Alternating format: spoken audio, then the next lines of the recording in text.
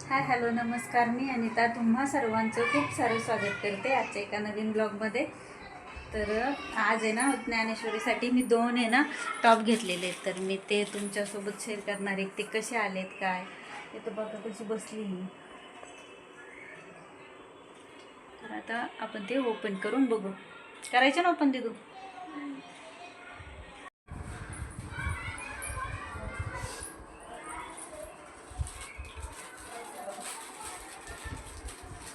आता आपण ना याला कट करून बघू कसे आले ते मी तुमच्या.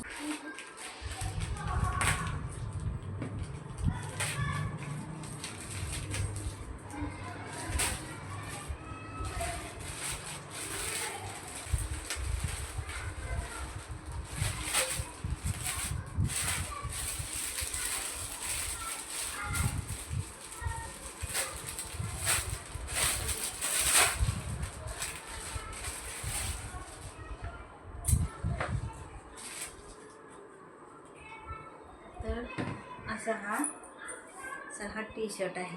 आता हे बघा काहीतरी फुल दिसत असेल छान, आणि स्लीवला पण हे असं छान.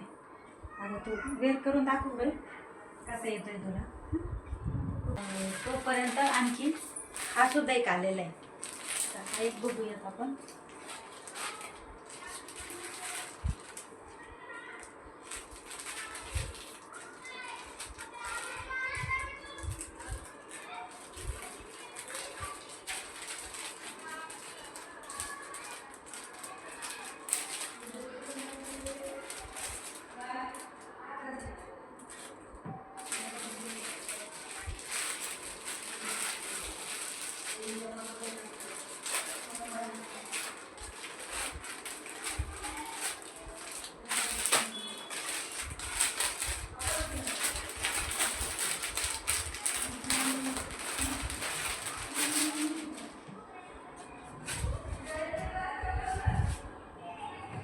आणि आता त्यानंतर हा सुद्धा एक ड्रेस ज्ञानेश्वरीसाठीच मागवलेला आहे. आणि तुम्ही बघू शकता किती छान त्याचं कपडा, त्याचं डिझाईन एकदम छान आहे.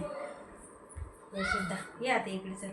आता आहे ना मी तुम्हाला दाखवते की ज्ञानेश्वरी गोट पुढं घ्यायचे. गोट बघा किती छान दिसते आपली ज्ञानेश्वरी याच्यामध्ये. बघा हे बघा इकडे बघा ज्ञाना. हां किती सुंदर आला, खूप सुंदर आला, खूप छान आला. आणि ना त्याची जी कपडा क्वालिटी ना ती सुद्धा अगदी अगदी सुंदर आहे. आता बघा, आता मी तुम्हाला इथे दाखवते. माझ्याकडनं ना ट्रायपॉड हलतो आहे. तर हे बघा याचा कपडा आहे ना हा सुद्धा छान आला आहे. मऊ आहे, थोडासा कॉटन टाईप आहे. हो ना, छान आहे. पण अगदी ज्ञानेश्वरीला खूप सुंदर दिसतोय हा ड्रेस. तर तुम्हीसुद्धा कमेंटमध्ये नक्की सांगा की ज्ञानेश्वरीला कसा दिसतोय. आता ज्ञानेश्वरीचा पूर्ण लुक बघा तुम्ही असा आहे. आता तिने ना जीन्सवरती वेअर केलं आहे आणि खूप छान दिसतोय तिला. तर हा पसारा तुम्ही इग्नोर करा. खूप छान. आता आहे ना दुसरा ड्रेससुद्धा ज्ञानेश्वरी तुम्हाला वेअर करून दाखवेल तो कसा आला आहे. खरंच खूप छान आली कपडा क्वालिटी याची. आणि तुम्हाला हा ड्रेस आवडला ना तर तुम्ही मला नक्की कमेंटमध्ये सांगा. याची लिंक मी नक्की कमेंट बॉक्समध्ये शेअर करेल.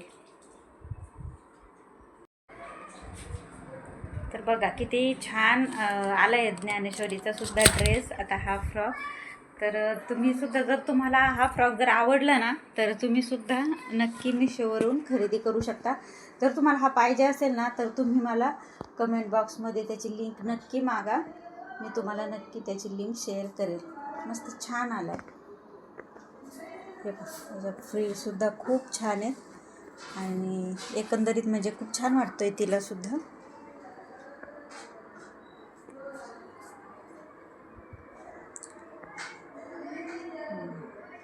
छान. तर तुम्ही बघितला आता ज्ञानेश्वरी किती छान आला तो हा फ्रॉक. आणि अशी काही दिसत आहे बघा त्याच्यामध्ये ती. चला आता आहे ना मी तुम्हाला थोडीफार स्वयंपाकाची तयारी करायची मला लगेच. मी ती पण तुमच्यासोबत शेअर करते. काय असणार आहे रात्रीच्या जेवणामध्ये आणि इथून पुढचं रुटीन मी शेअर करते. आता त्यानंतर मी लगेचच इथे ना थोडीशी खिचडी शिजायला घातली होती आणि कढईमध्येच करते मी, थोडासा मोकळा होतो नंतर म्हणजे असं भात.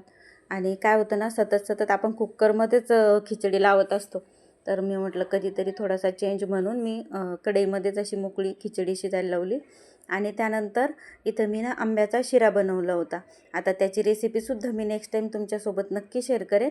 पण काय होतं ना, तर त्या क्लिप माझ्याकडनं डिलीटच झाल्या, तर त्यामुळं मला ना डिटेलमध्ये ती रेसिपी मी शूट केली होती, पण त्या डिलीट झाल्या.